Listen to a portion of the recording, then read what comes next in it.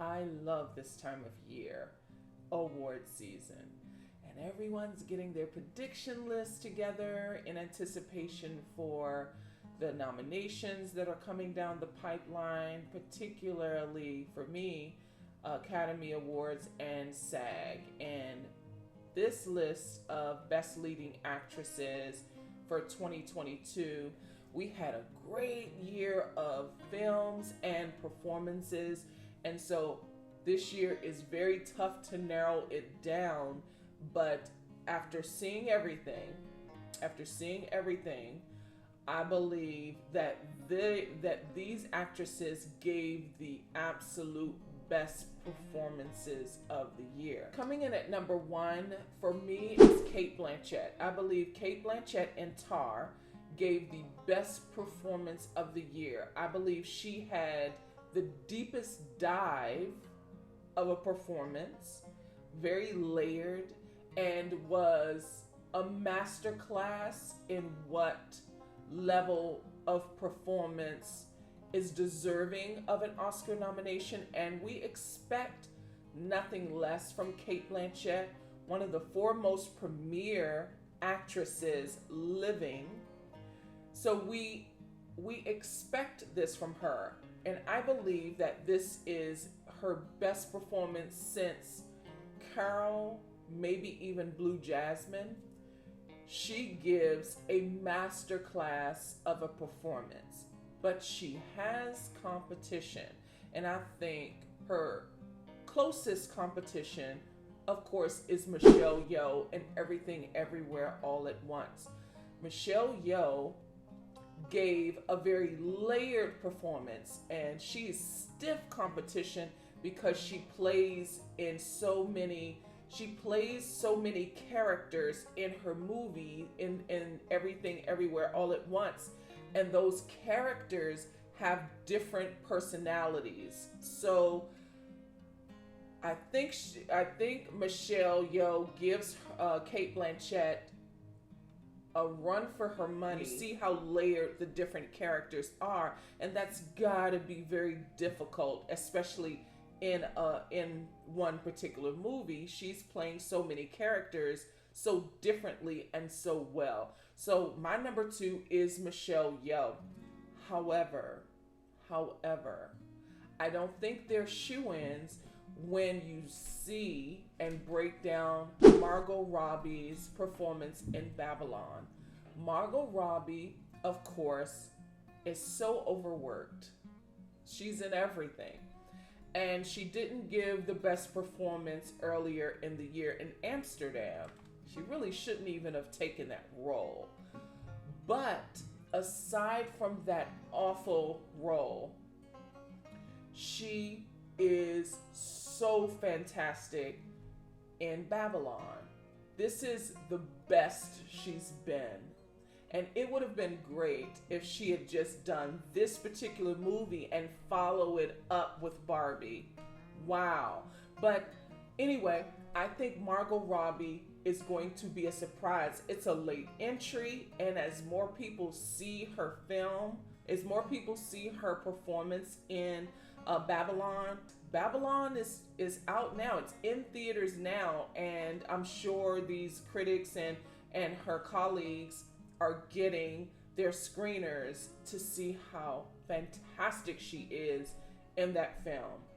So I think as the weeks wane on, as we get closer to, I should say days, as we get closer to the nominations being announced, I think Margot Robbie is going to start ticking up and ticking up and ticking up as formidable competition for Michelle Yeoh and Kate Blanchett.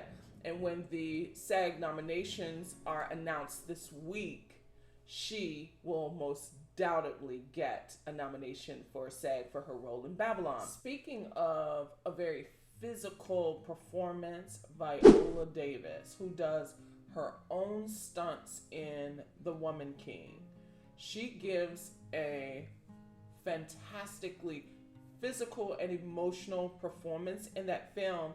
Now, she would make history if she won this category. I believe she is going to be nominated, hopefully.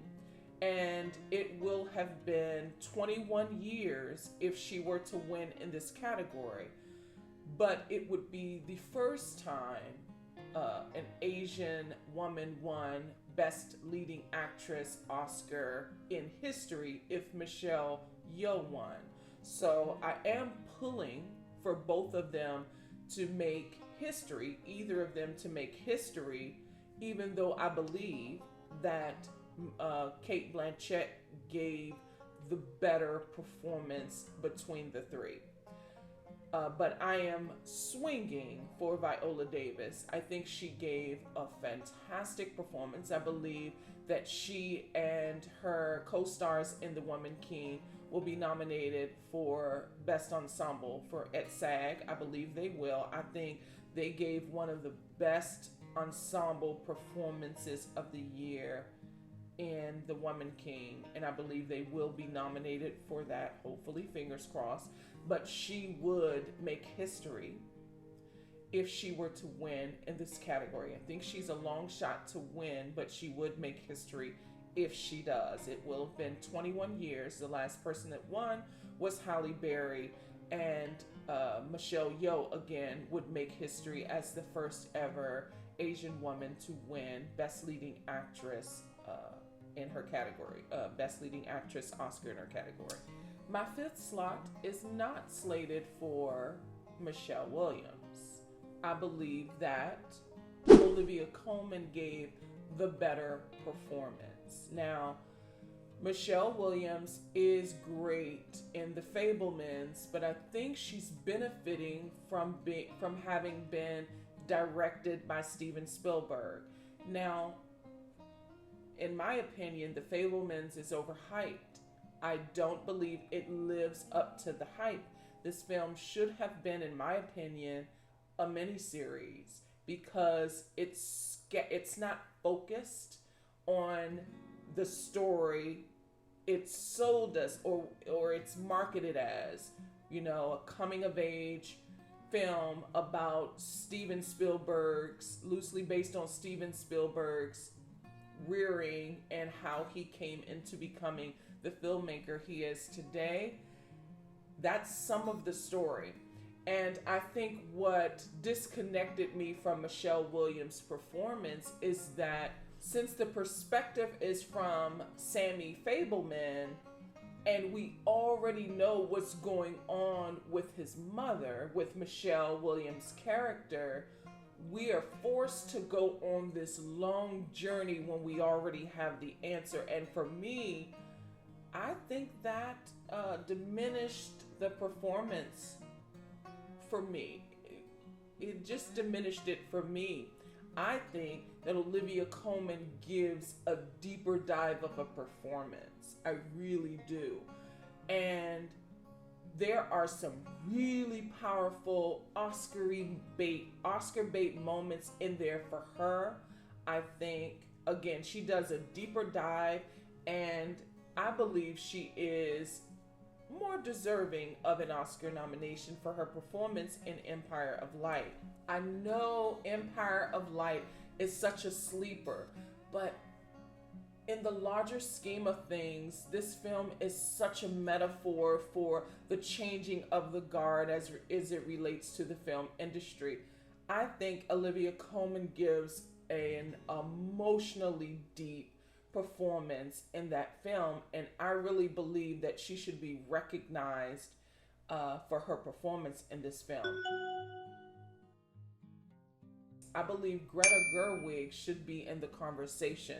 She is, I think it's one of her best performances, and she is so fantastic in White Noise. There's this particular scene where she and Adam Driver's character are talking about her affair and why she had this affair. I've never seen her better.